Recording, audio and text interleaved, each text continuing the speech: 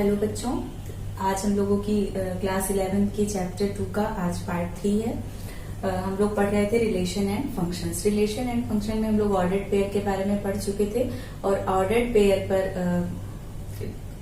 दो प्रमेय पढ़ चुके थे। उसको हमने आपको लोग को कल उस थ्योरम को प्रूव करना सिखाया था। एक टॉपिक इसमें रह गया है, इससे आप लोग को क्वेश्चंस पूछे जाते हैं और उसके बाद आप फर्स्ट एक्सरसाइज जो है आपकी एनसीईआरटी की बुक की या साइड बुक की, उसे भी आप कर सकते हैं। क्रमित युग्मों के समुच्चय से बनने वाले उपसमुच्चय।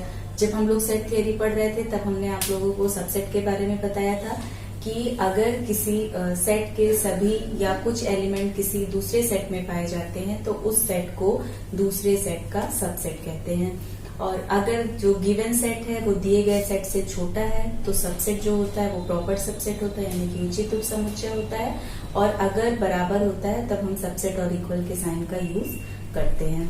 तो उसी तरीके से जब हमने आपको बताया था कि ऑर्डर्ड पेयर जो एक नया सेट है, अगर हम दो सेट्स के कार्टेशियन प्रोडक्ट से एक नया सेट फॉर्म कर रहे हैं जिसके एलिमेंट हमको कैसे मिलते हैं, ऑर्डर्ड पेयर के रूप में मिलते हैं। तो ऑर्डर्ड पेयर भी अब यहाँ पर एलिमेंट्स का काम कर रहे हैं और किसी एक सेट के, तो उन सेट ऑर्डर्ड पेयर के सेट से हम कितने टाइप से सबसेट्स बना सकते हैं और कितने सबसेट्स बनेंगे, ये नंबर हम कैसे फाइंड आउट करेंगे ये देखते हैं। अगर सपोज दैट आपके पास ए कोई सेट है और ए में नंबर ऑफ एलिमेंट्स जो है आपके number of elements in A is equal to n, suppose that, तो पॉसिबल सबसेट्स ऑफ ए, यानी ए के कितने उपसमुच्चय या सबसेट्स बनेंगे, ये हम कौन से फॉर्मूले से निकालते थे, 2 to the power n, यानी कि 2 to the power number of element in the given set से जो भी इसको सॉल्व करने पर आता है। अगर मान ली सपोज दैट n की वैल्यू है आपकी 3, तो 2 to the power 3 is equal to 8। तो अगर किसी सेट में आपके 3 एलिमेंट्स हैं तो उससे कितने सबसेट्स बन जाएंगे, 8 सबसेट्स बन जाएंगे। सबसेट्स क्या है कि उस गिवन सेट के कुछ या सभी एलिमेंट्स को लेकर के हम एक नया सेट जो है वो फॉर्म करते हैं। तो इसी तरीके से आइए देखते हैं कि अगर ऑर्डर्ड पेयर का सेट है तो हम उससे कितने सबसेट्स फाइंड आउट कर सकते हैं। सपोज दैट ए कोई सेट है, इसमें जो है आपके suppose that number of element कितने हो गए, 2 हो गया। बी कोई सेट है, इसमें जो है नंबर ऑफ एलिमेंट कितना हो गया, 2 हो गया। तो ए से बी के कार्टेशियन प्रोडक्ट में कितने एलिमेंट होंगे, अब आपको पता है ए क्रॉस बी में जो आपके नंबर ऑफ एलिमेंट होते हैं वो क्या होते हैं, m cross n, where m is number of element in A and n is number of element in B। तो अब क्या हो जाएगा आपका number of elements in A cross B is equal to क्या हो जाएगा आपका 2 क्रॉस 2 इज इक्वल टू 4। तो A क्रॉस B में अब आप बना लीजिए, आपका क्या हो जाएगा A1 A2 B1 और B2। ये आपका क्या हो गया B cross A cross B में एलिमेंट्स, नंबर ऑफ एलिमेंट्स हैं 4 और आप ये देख सकते हैं कि कौन से 4 एलिमेंट है। और अब suppose that M cross N हमारा आया P के बराबर, तो अब A क्रॉस B आपका एक नया सेट है और किसी भी सेट से बनने वाले जो सबसेट्स होते हैं वो आपके क्या होते हैं, 2 to the power n होते हैं। यहां पर n की जगह पर क्या है आपका p, तो हम क्या लिख देंगे 2 to the power p, और p की वैल्यू किसके बराबर है, m क्रॉस n। तो यानी कि अगर हम दो सेट्स हमको दिए हुए हैं a b, और अगर A में आपके नंबर ऑफ एलिमेंट है m और B में है नंबर ऑफ एलिमेंट n, तो A क्रॉस B से जो एक नया सेट फॉर्म हो रहा है उससे बनने वाले सबसेट्स की जो संख्या हो जाएगी वो क्या हो जाएगी 2 to the power m into n। तो यहाँ पर आपका क्या हो जाएगा 2 to the power 4। 2 to the power कितना हो जाएगा 4, 16 हो जाएगा आपका। तो यहाँ पर आपके 16 सेट्स फॉर्म हो सकते हैं। और यहाँ पर भी एक चीज जिस तरीके से हमने बताया था, phi is the subset of every set. तो चूंकि अब यहाँ पर हम A क्रॉस B से एक नया सेट बना हुआ है, तो यहाँ पर भी फाई जो होगा वो A क्रॉस B का सबसेट होगा, क्योंकि A क्रॉस B क्या कर रहा है, एक सेट फॉर्म कर रहा है। तो यहाँ पर भी जो है फाई को लेकर के, अगर आप फाई को हटा देते हैं तो 2 to the power m into n minus 1 हो जाएगा, और फाई को भी इंक्लूड करेंगे तो 2 to the power m into n equal to 16। अब आप इसको हम एक एग्जाम्पल देकर के बता सकते हैं कि या तो हम उसके कुछ एलिमेंट्स लें या तो सारे एलिमेंट लें, तो सेट फॉर्म कर सकते हैं। सपोज दैट इसका नाम हमने C रख दिया, C1, सिर्फ हमने एक एलिमेंट लिया है। तो यहाँ पर क्या है, C1 is the proper subset of A cross B। Similarly आपने C2 बनाया, वो आपने A2 लेके बना दिया। C3 बनाया, वो आपने B1 लेके बना दिया ऑर्डर्ड पेयर, इसको ब्रैकेट का ध्यान दीजिएगा। C4 आपने बनाया तो ऑर्डर्ड पेयर आपने B2 ले लिया। सिमिलरली आपने C5 बनाया, अब दो दो की पेयरिंग कर लीजिए, A1 A2 A1 B1 A1 B2। इसी तरीके से आप 3-3 का सेट लेंगे, और एक सेट ऐसा होगा जिसमें आप चारों ले लेंगे, और एक सेट ऐसा होगा जिसमें आप कोई भी एलिमेंट चूज नहीं करेंगे, तो वो 5 के बराबर होगा। तो इस तरीके से आप इसका आपका एक टास्क है, आप सेट में देख भी चुके हैं तो आपको सेट फॉर्म करना आता है। इसी तरीके से आप जब फॉर्म करते चलेंगे तो आपको टोटल 16 सबसेट्स मिलेंगे इस गिवन सेट के। तो आई होप कि ये क्वेश्चन आपका एग्जाम में पूछा भी जाता है कि अगर हमको 2 सेट्स दिए हैं और उन 2 सेट्स के कार्टेशियन प्रोडक्ट से बनने वाले सबसेट्स अगर आपको निकालने हो, तो सबसे पहले आप A क्रॉस B का A और B का क्रॉस प्रोडक्ट यानी कि कार्टेशियन प्रोडक्ट निकालेंगे, और कार्टेशियन प्रोडक्ट निकालने के बाद आपका A क्रॉस B का एक नया सेट फॉर्म होगा। नया सेट फॉर्म होगा तो अब आपको पता है कि A क्रॉस B में नंबर ऑफ एलिमेंट्स कितने हो जाएंगे, number of elements present in A and number of elements present in B, दोनों का मल्टीप्लीकेशन यानी m इंटू n हो जाएगा। और अब हमें मालूम है कि किसी भी सेट से बनने वाले सबसेट की संख्या क्या होती है, 2 to the power n, और यहाँ पर n की जगह पर क्या है आपका m इंटू n। तो जो सेट्स नंबर ऑफ सबसेट्स होंगे वो 2 to the power m into n। तो आई होप अब आप लोग फर्स्ट एक्सरसाइज जो है आपकी रिलेशन एंड फंक्शन की, उसको करने में आप लोग समर्थ हो चुके हैं, तो आप उसको सॉल्व कर लीजिएगा, और जिसको कोई भी प्रॉब्लम होगी तो वो आप उसे पूछ सकते हैं। नेक्स्ट है बच्चों, अब हम लोग आते हैं रिलेशन पे कि what is relation.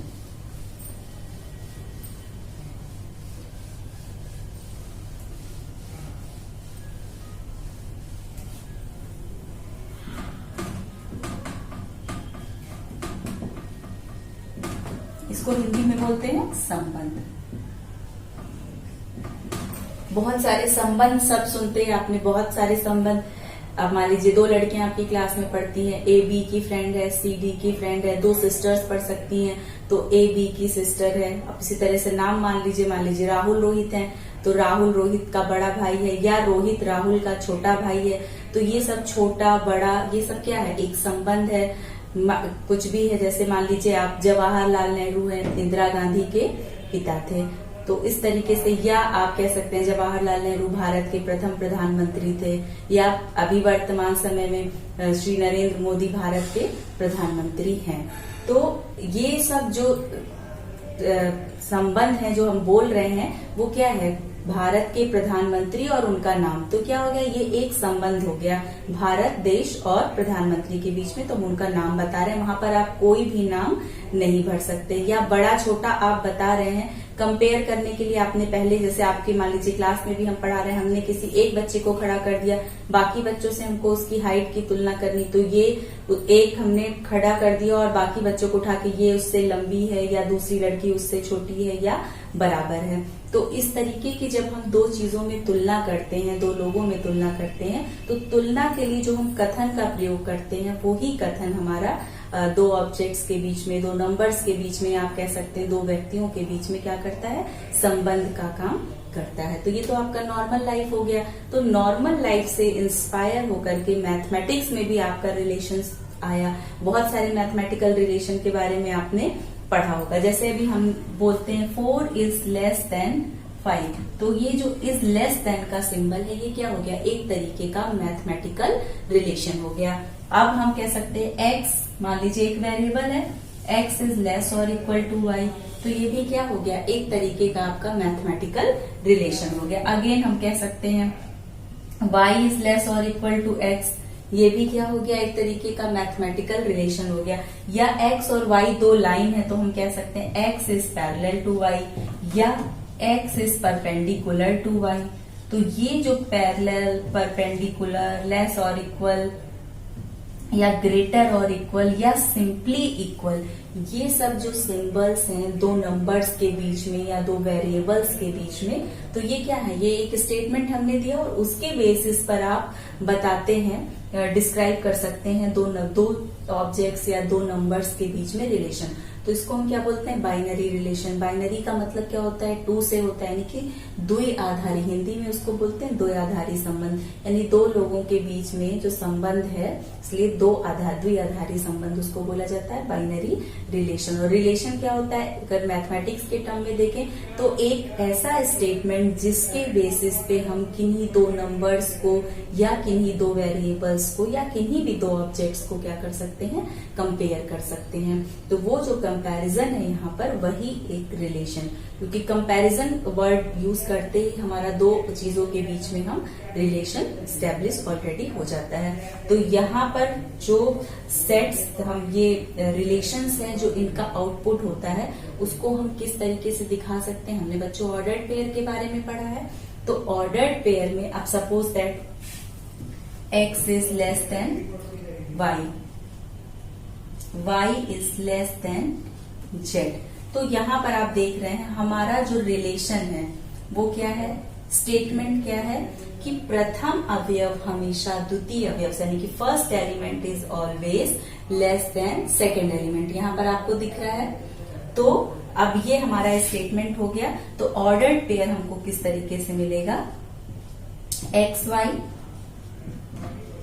Y Z. इसका क्या मतलब, क्योंकि जो जिस रिलेशन यानी जिस कथन के परिणाम स्वरूप हमको ये ऑर्डर्ड पेयर मिल रहे हैं, तो वो क्या बता रहा है कि जो फर्स्ट एलिमेंट है वो हमेशा सेकेंड एलिमेंट से छोटा है। तो यहाँ पर हमने ऑर्डर्ड पेयर पढ़ाते वक्त आपको बताया था कि जब हम किन्हीं भी दो नंबर्स को या किन्हीं दो चीजों को ऑर्डर्ड पेयर के रूप में लिखते हैं तो उनकी पोजीशन जो होती है वो बहुत ही इंपॉर्टेंट होती है। उनकी पोजीशन को हम इंटरचेंज नहीं कर सकते, क्योंकि पोजीशंस को इंटरचेंज करने से जो स्टेटमेंट होता है वो आपका रिवर्स हो जाता है। जैसे मान लीजिए आपका स्कूल का रजिस्टर है जिसमें आपकी डेली अटेंडेंस होती है, तो पहले क्या लिखा होता है, आपका रोल नंबर या एसआर नंबर लिखा होता है और उसके बाद आपका नाम लिखा होता है। तो नाम के कॉलम में हम नाम, या तो आपकी अटेंडेंस रोल नंबर से होगी या आपकी अटेंडेंस नाम से होगी। यदि हम नाम के कॉलम में ये सोच के कि चलो कोई बात नहीं है हमारा ये आगे पीछे अगल बगल लिख दे, तो जो आपका अगर अटेंडेंस रोल नंबर वाइज हो रही तो आपका रोल नंबर की जगह अगर आपने नाम लिख दिया तो नाम आ जाएगा, बाकी सबका एक जैसा और आपका गड़बड़ हो जाएगा। या हम नाम से ले रहे और अगर आपने नाम की जगह रोल नंबर लिख दिया है तो वो भी क्या हो जाएगा, आपका वो तो आपका रोल नंबर की जगह पर नाम हो गया, तो ये गलत हो गया। क्योंकि जब हमने डिस्क्राइब कर दिया कि पहले आपका एसआर नंबर या रोल नंबर लिखा जाएगा उसके बाद आपका नाम लिखा जाएगा, तो यहाँ पर ऑर्डर की इम्पोर्टेंस है। और ऑर्डर जो होता है, ये जो हमको फर्स्ट एलिमेंट या सेकंड एलिमेंट हम किस प्लेस पे लिखेंगे उसको डिफाइन कौन करता है या डिस्क्राइब कौन करता है, वो इस मैथमेटिकल स्टेटमेंट या वो स्टेटमेंट जो इस ऑर्डर्ड पेयर को फॉर्म करने से पहले दिया जाता है। सपोज दैट ए हमारे पास एक सेट है 1 2 3 और बी एक अनदर सेट है 3 और 4। अब ए क्रॉस बी में आपके टोटल नंबर ऑफ एलिमेंट्स कितने हो जाएंगे? 3 इंटू 2 6 हो जाएंगे। आप जल्दी से इसे फॉर्म कर लेते हैं। 1 3 1 4 2 3 2 4 3 3 3 4। तो यहाँ पे आप देख सकते हैं 1 2 3 4 5 6। तो ये आपका A क्रॉस B का सेट है। अब आपको कोई मैथमेटिकल स्टेटमेंट दिया हुआ है, स्टेटमेंट के लिए हम स्मॉल p का यूज करते हैं और एक रिलेशन डिफाइन करते हैं। यहाँ पर हम देख लेते हैं कि रिलेशंस को हम किस तरीके से लिखते हैं, यानी कि नोटेशन देख लेते हैं।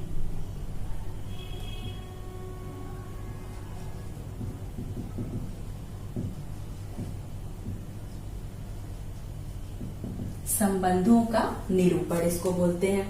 तो एक स्टेटमेंट है कि x is p such that, ये स्टेटमेंट है, ये इज सच दैट का सिंबल है x is less than y, x r y।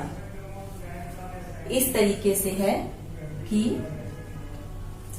x और y में एक संबंध इस तरीके से है कि x y जो है बिलोंग्स टू r, और इसको हम इस तरीके से लिखते हैं, या इसको इस तरीके से लिख सकते हैं r is such that stands to y, x y belongs to r if x r y। और आपका स्टेटमेंट क्या है? x is less than y।